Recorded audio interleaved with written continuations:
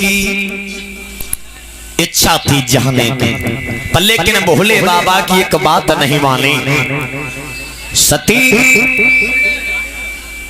सती को बहुत समझाया, जाओगे आदर नहीं होगा, सम्मान नहीं होगा। जवाब दिया भोले बाबा, तुम ही कहते हो गुरु पिता मित्र के यहाँ जब भी जाया जाता है तो बिना पूछ के, बिना आज्ञा के, अब बिना निमंत्रण के। तब भोले बाबा ने सती को समझाया, परीक्षित महाराज, जहां मन एक हो, दो मन एक हो, वहां जाया जाता है। जब मन अनमन हो जाए, जैसे पिता से झगड़ा हो जाए, तुम्हारे पिता है फिर भी वहां जाना नहीं चाहिए जब तक पिता पुत्र को न बुलाए। मित्र के यहाँ अगर झगड़ा ना हो तो चाहे जब जाए जा सकते हो, पर लेकिन झगड़ा हो जाए तो बिन बुलाए मित्र के दरवाजे नहीं जाना चाहिए। अरे गुरु के पास, गुरु तो वो होता है जो सब कुछ देता है, पर लेकिन गुरु के पास में भी बताया, अनमन हो जाए, झगड़ा हो जाए, गुरु और शिष्य में झगड़ा हो जाए तो बिन बुलाए, अगर गुरु निमंत्रण न दे तो वहां जाना उचित नहीं है।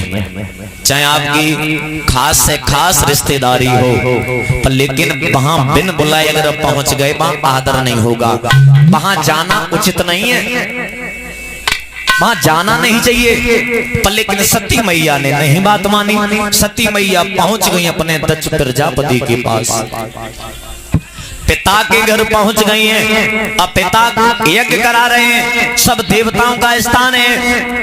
अपनी मैया की तरफ देखा तो हकीकत में मां भी नहीं बोली। अपनी सहेली की तरफ जैसे ही नजर गई तो एक भी सहेली नहीं बोली सती मैया से। अपना अपमान बर्दाश्त हो गया, पर स्थानों की तरफ नजर गई तो सब देवताओं का स्थान था, पर अपने पति भोले बाबा का कोई स्थान नहीं था। माता शांति भैया उदम नहीं, मतलब माताओं के अंदर मुझे ये बहुत अच्छा ही नजर आती है, ये गुण बहुत अच्छा नजर आता है माताओं के अंदर और हर स्त्री के अंदर। स्त्री के लिए पति चाहे जैसा हो, परीक्षित महाराज, स्त्री के लिए पति चाहे जैसा हो, पर लेकिन अपने मायके में जब माँ पहुंचती है तो चाहे जैसा हो, शराबी कबाड़ी जोहरी, पर लेकिन अपने पति की इज्जत रखती है। माँ अपमान नहीं करवाती है और न सुनना चाहती है, न देखना चाहती है। स्त्री के अंदर एक गुण तो मुझे बहुत अच्छा लगा।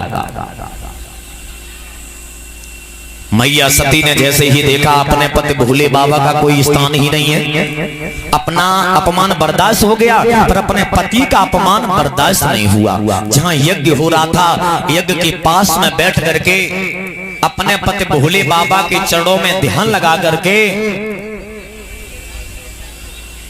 अग्निदेव को साक्षी मान करके अपने शरीर को जला दिया। क्रोध में आकर के अपने शरीर को जैसे ही जलाया है,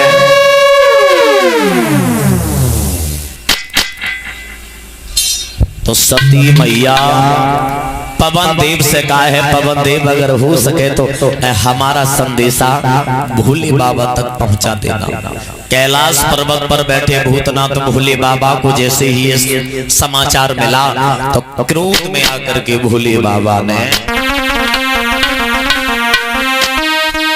सोई एक जटा फिरी भोला ने और पर्वत पे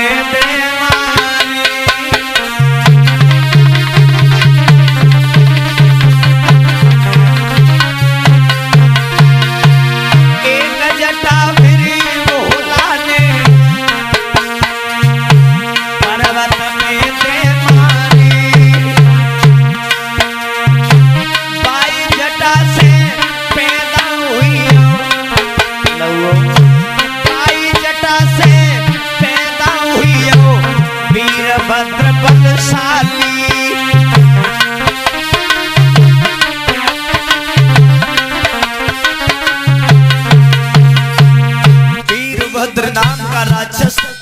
प्रकट हुआ जटा से और दोनों हाथ जोड़ते हुए वो राक्षस कहने लगा है सत्यम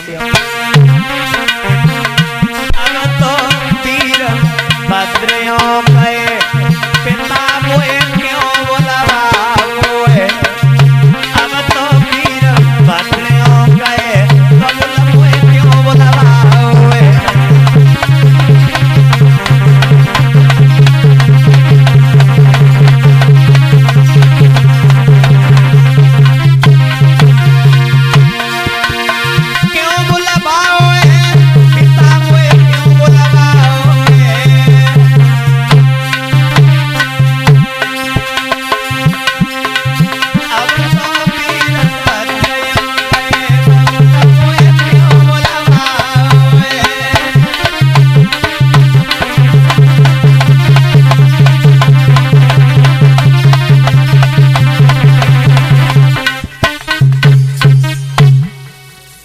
वीरभद्र नाम का राक्षस प्रकट हुआ और राक्षस जैसे ही प्रकट हुआ है राक्षस ने दोनों हाथ जोड़े जवाब दिया पिताजी मुझे क्यों प्रकट किया जवाब दिया तुम चले जाओ दक्ष प्रजापति के यहाँ यज्ञ हो रहा है जाते ही जाते जितनी माया प्रगटाओ वहां प्रगटा सकते हो जाते ही जाते उस राक्षस ने